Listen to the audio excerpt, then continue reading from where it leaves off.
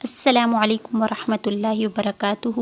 امید ہے آپ سب خیریت سے ہوں گے اور اپنی زندگیوں میں خوش باش ہوں گے۔ آج میں آپ صلی اللہ علیہ وسلم کے ایک سب سے بڑے دشمن کعب بن اشرف کے بارے میں بتاؤں گی، اس کی زندگی کا واقعہ۔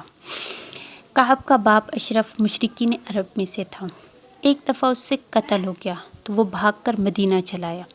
یہاں ایک یہودی نے اپنی بیٹی اس کو بیاہ دی اور وہ یہیں کا ہو کر رہ گیا۔ شرک و یہودیت کے اجتماع سے کعب پیدا ہوا۔ باپ کی طرف سے فصاحت و بلاغت اور ماں کی طرف سے ذہانت و ذکاوت ورثے میں ملی تھی۔ پھر قد کاٹ بھی خوب نکلا تھا اور شکل و صورت بھی مثالی پائی تھی۔ ان سب عوامل نے مل کر اس کے لیے ترقی کی راہیں کھول دی اور بہت مختصر عرصے میں اس کا شمار مدینہ کے بااثر رؤساء میں ہونے لگا۔ بدری نسبت کی وجہ سے اس کی ہمدردیاں مشرکین کے ساتھ تھی اور مدری تعلق کی بنا پر اس کی یہودیوں سے پیار تھا، اس لیے دونوں فریقوں کی مذہبی پیشواؤں کو خوب نوازتا تھا اور دل کھول کر خرچ کرتا تھا۔ اکثر مذہبی رہنما اس کے وظیفہ خوار تھے اور باقاعدہ تنخواہ بھی لیتے تھے۔ آپ صلی اللہ علیہ وسلم کی خدمت میں مدینہ طیبہ جب آپ صلی اللہ علیہ وسلم کی آمد ہوئی تو آپ صلی اللہ علیہ وسلم کی آمد کے بعد ایک دن یہودی علماء حسب معمول اپنے وظائف وصول کرنے کعب کے پاس گئے تو اس نے پوچھا، تمہاری اس شخص یعنی آپ صلی اللہ علیہ وسلم کے بارے میں کیا رائے ہے؟ سب نے یک زبان ہو کر کہا، یہی تو ہیں جن کے ہم منتظر تھے۔ ہماری کتابوں میں نبی یہ منتظر کی جو علامات مذکور ہیں وہ سب ان میں موجود ہیں۔ کعب سرد لہجے میں بولا، اگر تمہاری رائے یہی ہے تو میرے پاس تمہیں دینے کے لیے کچھ نہیں ہے، تم جا سکتے ہو۔ افسوس کی پیشوان یہودیت نے چند ٹکوں کی خاطر اپنا دین ہی بیچ ڈالا اور صداقت کا گلا گھونٹ دیا۔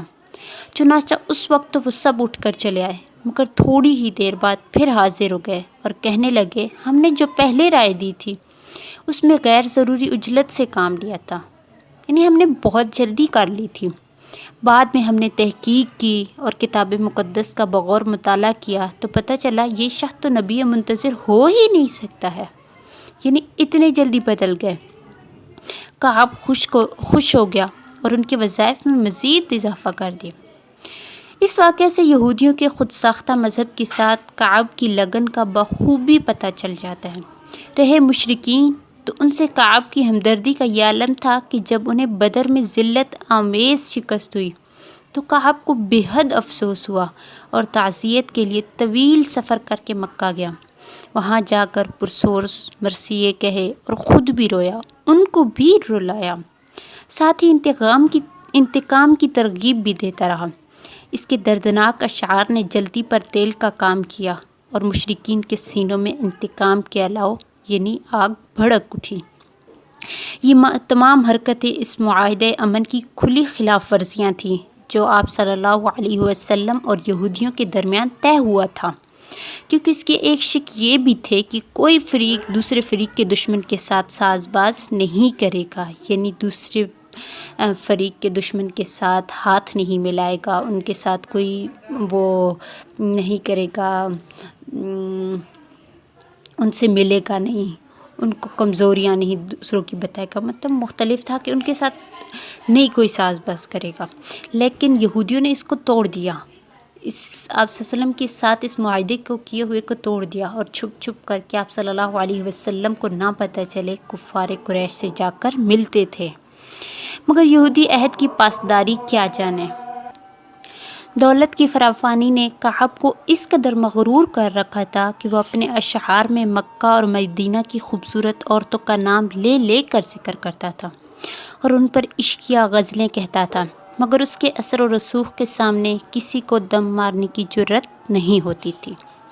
حد یہ ہے کہ حضرت عباس رضی اللہ تعالی عنہ جیسے معزز شخص کی اہلیہ فضل کو بھی اس نے نہیں بخشا اور مکہ سے واپسی کے وقت اپنے آپ سے مخاطب ہو کر گویا ہوا، اراحل انت لم ترحل بمنعہ وتارکم الفضل بالحرم، کیا تم جا رہے ہو حالانکہ تمہارا جانا بے فائدہ ہے، کیونکہ ام الفضل تو حرم میں رہ جائیں گی۔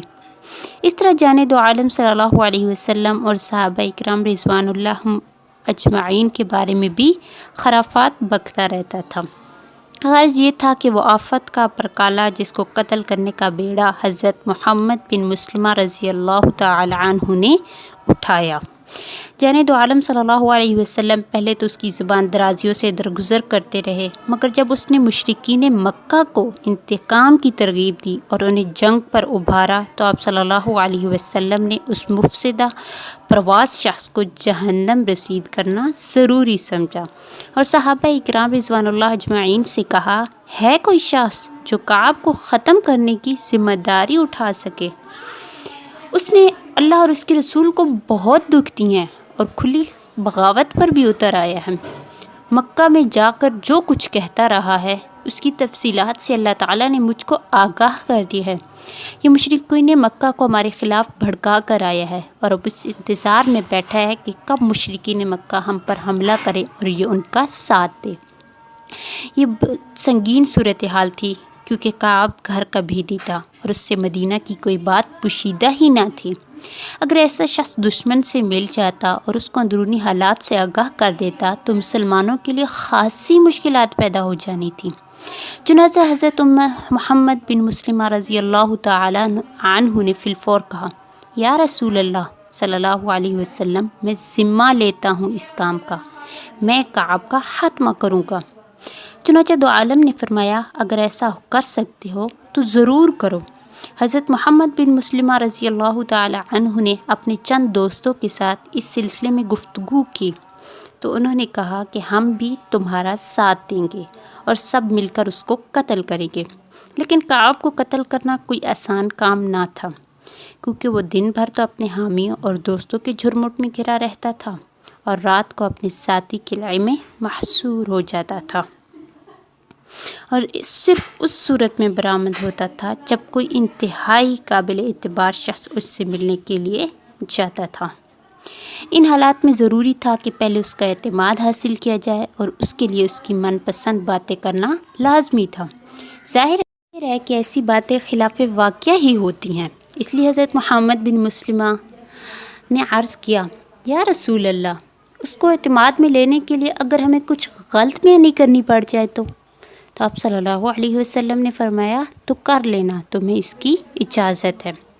چنانچہ حضرت محمد ابن مسلمہ کعب کے گھر گئے اور کہا، کعب، میں تمہارے پاس اس لیے آیا ہوں کہ میں اور میرے چند ساتھی یہ آپ صلی اللہ علیہ وسلم کی وجہ سے مشکل میں پڑ گئے ہیں۔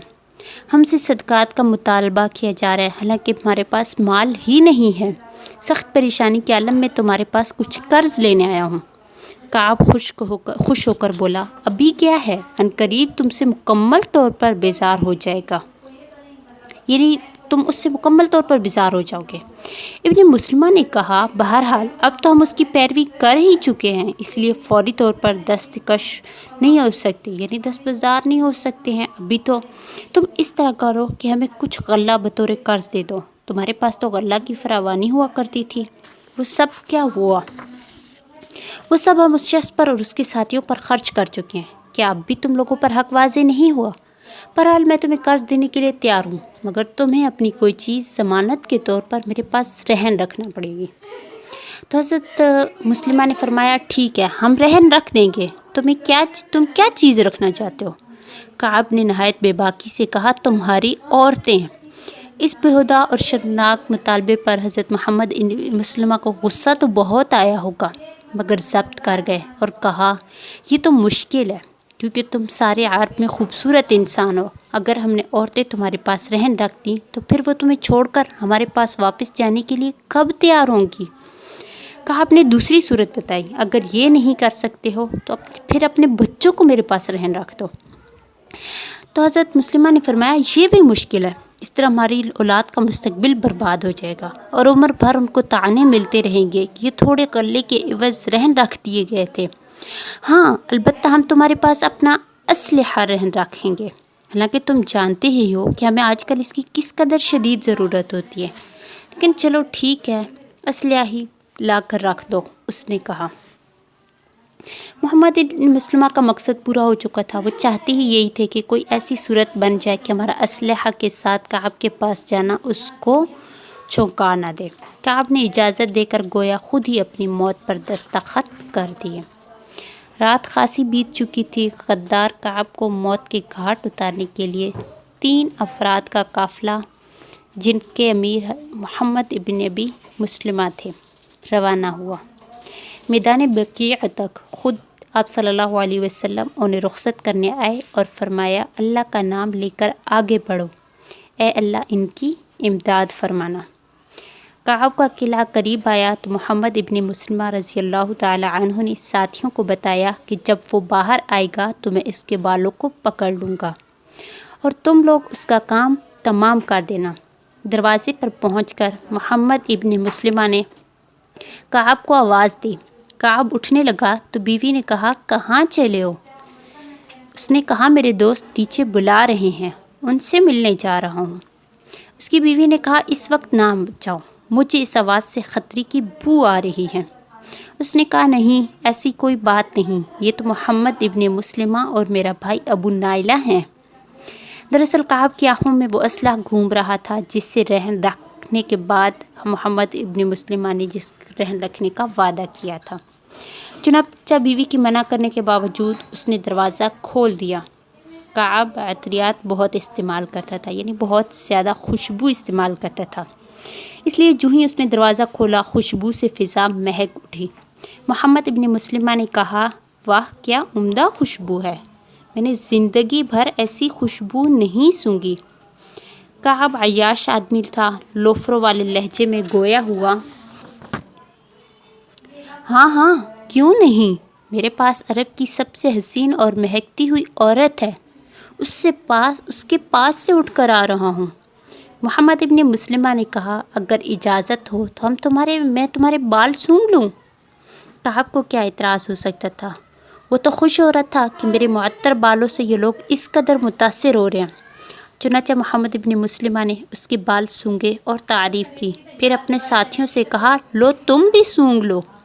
साथियों ने भी सूंघना शुरू कर दिया। इसी दौरान मोहम्मद इब्न मुस्लिमा ने इसके बालों को मजबूती से पकड़ लिया और इस लम्हे कई तलवारें काब की जिस्म से आर पार हो गई।